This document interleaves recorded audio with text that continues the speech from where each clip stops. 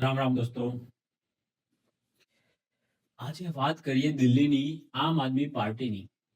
કેવી કેવી રીતે ઉલ્લુ બનાવે છે આ લોકો. ત્યાં દિલ્હીમાં જ રહેતા આપણે ગુજરાતી ભાઈએ એના બિલનું ફોટો મૂકેલો હતો. આ વખતે એનું બિલ હાવ ઓછું આવ્યું, 300-400 રૂપિયા જેવું કંઈક. પણ એનું 5,000 રૂપિયા બિલ આવતું હતું. અને ચૂંટણીની સિઝન આવી ને એકદમ બિલ ઓછું આવી ગયું. આ જો ભણેલા લોકો શાસન કરે છે ને, તો કેવી રીતે આખું બધું મેનેજ કરે છે આ હરામખોરો. આ ભણેલા લોકોની સરકાર છે 10 વર્ષથી. હાવ દિલ્હીને બરબાદ કરી દીધું. એ કે અમારો ધારાસભ્ય સાંભળતો જ નતો કાંઈ જ. અને હવે તો ભાજપમાં પણ આવી ગયો છે જીતવા હાટુ. એને બી ખબર પડી ગઈ કે હવે પૂરું થઈ ગયું આમ આદમી પાર્ટીનું. તો ત્યાં વરસાદના પાણીથી આખા મરી ગયા હતા છોકરાઓ પાછા, એ બી કેવા લેવલના, જે ત્યાં સીબીઆઈ આ બધી શું કહેવાય આઈપીએસ આઈએએસ ની એક્ઝામની તૈયારી કરવા આવ્યા હતા, ઉપડી ગયા. બોલો, પાણી એટલું ભરાઈ ગયું. ખાલી એક કાર ત્યાંથી પસાર થઈ ને તો અંદર પાણી ભરાઈ ગયું ને બધું પાણીમાં છોકરા 2-3 જેવા કંઈક ડૂબી ગયા. કેનથી વધારે ખબર નથી, પણ એ આખો ઇન્સિડન્ટ હમણાં જ થયેલો હતો. અને યમુના નદી તો હાવ હાવ એ ગટર કરી નાખી છે એમાં. અને પાછો આને પાછો વાયદો કરેલો, यमुना सरजी हम यमुना को साफ कर देंगे सरजी, सरजी हम ये कर देंगे सरजी, हम रोड बना देंगे यूरोप जैसे सरजी. आईआईटी માં ભણેલો અને આખું 5-6 કરોડ દિલ્હી વાસીઓનો ચૂનો લગાડી દીધો. ભાઈ સાહેબ, ભણેલા લોકોથી તો ભગવાન બચાવે, ભગવાન પણ ના બચાવે. કે આ તો બહુ ઇન્ટેલિજન્ટ છે, તમે આને આને આને આને તમે એની ભરોસે વોટ આપ્યો છે ને, તો હવે થાવ હેરાન. ખતરનાક પ્રજાતિ છે આપ્યા એટલે. તો એને પૂછે કે એને 500 નવી સ્કૂલો બનાવવાનો વાયદો કરેલો, તો પૂછે કે કેટલી સ્કૂલો બનાવી, તો સરજી 22,000 हमने क्लासरूम बना दिया सरजी. स्कूल કેટલી બનાવી? 22,000 ક્લાસરૂમ બનાવી દીધા અમે, 22,000. પણ સ્કૂલ કેટલી બનાવી? સ્કૂલ નહીં બનાવી. સ્કૂલ પછી આરટીઆઈ થી કે એનાથી ખબર પડી ખાલી 24 સ્કૂલ નવી બનાવી. 500 વાયદો કરેલો હતો. એવી જ રીતે 64 કે એટલા ઓવરબ્રિજ બનાવવાનું કીધેલું, ખાલી 5-6 બનાવેલા. હાવ હાવ એટલે હાવ कि हमने ये ओवरब्रिज बनाया सर जी, सिर्फ 300 रुपए में हमने सब गिन लिया था सर जी.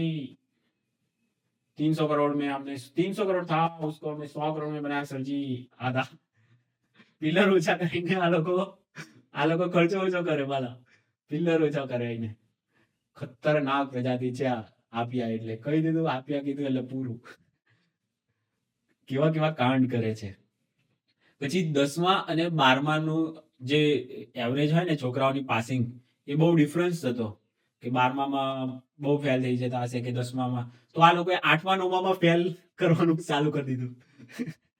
તો 10મામાંથી ઓછા થવા માંડે ને એટલે પછી 12મામાંથી ઓછા થઈ જાય. આવું કરે આ લોકો. ભણેલા ને ભાઈ બધા રસ્તા વધે આ લોકો. 8મા-9માથી એટલો પર્સન્ટેજ ફેલનો વધારી દીધો ને, તો એમ કે એવરેજ હવે થઈ જશે 10મા-12માની ફેલની. પછી પછી કેવું કરે, એક જ ક્લાસરૂમમાં 2 ક્લાસરૂમ ચાલે. વાહ ભાઈ વાહ, ગજબ નાક તંત્ર.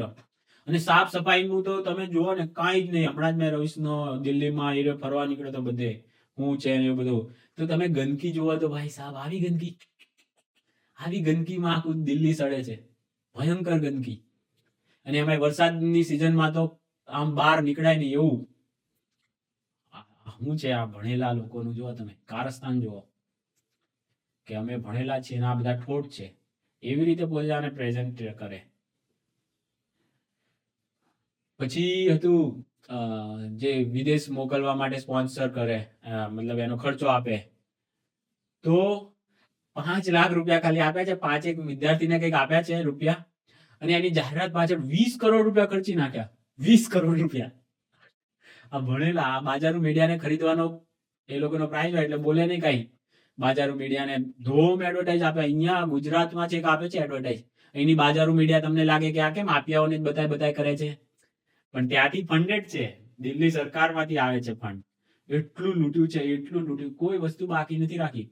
20% એ લોકોએ એજ્યુકેશન પાછળ ખર્ચા રૂપિયા એમ કહે છે. તો એક કેટલી 22 સ્કૂલ ખાલી બનાવીને 500 બનાવવાની કીધેલી. કોઈ પગાર વધારા નથી કર્યા એ લોકોએ. અને ક્લાસરૂમ તો હવે સીડી બનાવે ને એને બી ક્લાસરૂમમાં ગણી દેવાય. કારણ કે એક ક્લાસરૂમ નો ખર્ચો એમ, એટલે એક ક્લાસરૂમ બનાવે, સીડી બનાવે, કઈ ખાલી કલર કામ કર્યા હોય તો ક્લાસરૂમ નવા બનાવે. આવી રીતે એ લોકોને ખબર કઈ રીતે પૈસા પડાવીએ કઈ. તો આવી રીતે લૂંટ્યું છે દિલ્હીને 10 વર્ષથી. અને ભાજપને તો એમ છે કે માગ્યું નથી જોતી આપણે આ દિલ્હી. એ લોકોને રાજ જ નથી કરવું. એમાં કાંઈ હવે હરકું થઈ શકે એમ નહીં લાગતું એ લોકોને. પણ પરાણે દિલ્હી વાળા હવે એ લોકોને આપી દે વોટ તો વાત અલગ છે, તો ફસાઈ જવાના છે આ વખતે. તો પછી એમને દિલ્હી સાફ કરી આપવું પડશે, ગટર વ્યવસ્થા હરકી કરવી પડશે, અને બધી રીતનું હાવ બરબાદીની કગાર પર કરી દીધું. એને પાછો કેવા કેજરીવાલ બોલતો કેવું, મનમોહન સિંહે છે ને એની સરકારે અંગ્રેજોથી વધારે લૂંટ્યું છે. વાત તો સાચી હતી. એટલે આ બધા લોકો અને એમ કે વાહ વાહ વાહ, આ તો કોંગ્રેસ સામે તો બહુ સારું લડશે, નામ તેમ. અત્યારે એની હાથે ગઠબંધનથી ચલાવે છે. એટલે આપ્યાઓનો તો કોઈ ભરોસો જ નથી થયો. ભણેલા લોકો છે એમ કહે છે ને, પણ એક નંબરના ચીટરિયા છે, એક નંબરના. દિલ્હી વાળા કીધું ને એટલે પતી ગયું. લૂંટવામાં કાંઈ બાકી ના રાખે. ને એમાં તો પાછો ભણેલો દિલ્હી વાળો ખલ્લાસ, અને એમાં પણ વાણિયો બુદ્ધિ વાળો આમ ગુપ્તા, એટલે હાવ ખલાસ. ભાઈ સાહેબ કેવી રીતે દિલ્હી ચાલે છે ને મને એ જ નથી સમજાતું. અને બરબાદ થવું જ જોઈએ દિલ્હી, કારણ કે બહુ વધારે પડતો જ વિકાસ એનો છે ને. 70 વર્ષમાં ખાલી દિલ્હીનો વિકાસ થયેલો હતો, આખા ભારતનો કઈ રૂપિયો જ નતો જતો. અને અત્યારે એ દિલ્હી બરબાદ થાય છે ને, થવા દો, ભલે આરામ થતા આરામ કરો બધા.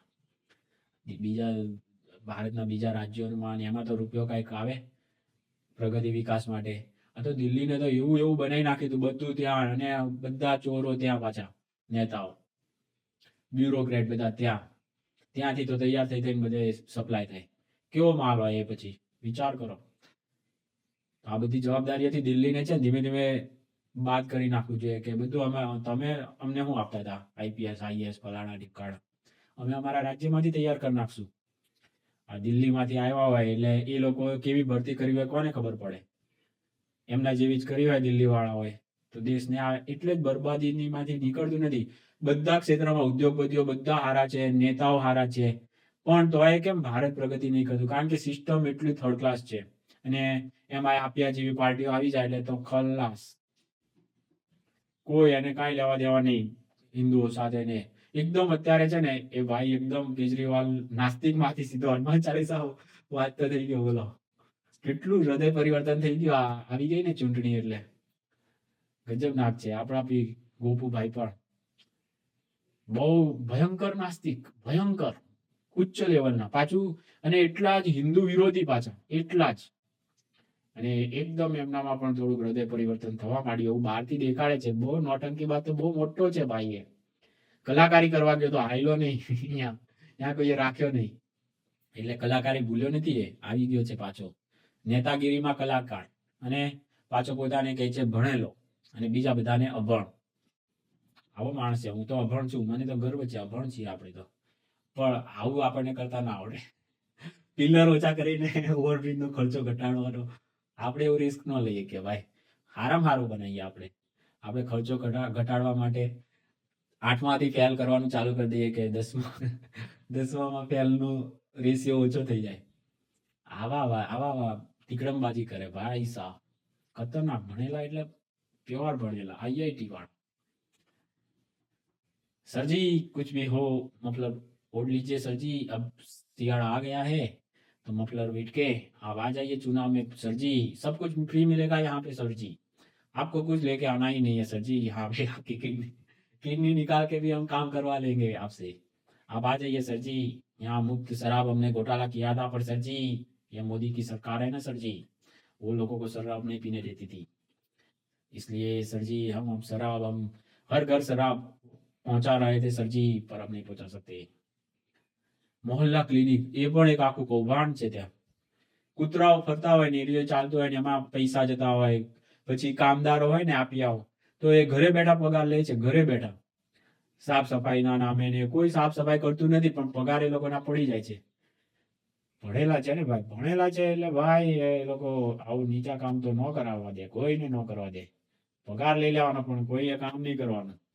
ખાવ પીવો, રાશન મફત આપે છે તમને, વીજળી મફત આપે છે, પાણી મફત આપે છે, શું જોઈએ તમારે? પછી ખાઈ પીને મોજ કરો, કોઈએ કઈ કામ ધંધો કરવાની જરૂર નથી। દોસ્તો હનુમાન ચાલીસા વાંચી લેશે ને હવે પાછો જીતી બી જશે. આ તો બધા સાહેબ આ લોકોને તો ઉલ્લુ બનાવવામાં એ લોકો એક્સપર્ટ છે કે આ છે એની હરીફાઈ ચાલતી હોય દિલ્હીમાં. એટલે ક્યારે દિલ્હી વાળાઓ સાથેથી તો દૂર રહો દોસ્તો, દિલ્હી વાળાઓથી દૂર હંમેશા. બહુ ભયંકર પ્રજાતિ છે. વોટ આપવો કોને એટલી પણ એ લોકોને સમજ નહીં પડતી. મફતિયાઓ મફત એ લોકોને આપે એટલે પતી ગયું, ખલાસ. ભલે થતા હેરાન મફતનું ખાઈ ખાઈને. ચાલો દોસ્તો, ત્યાં સુધી બીજા કોઈ વિડીયોમાં મળીએ. ત્યાં સુધી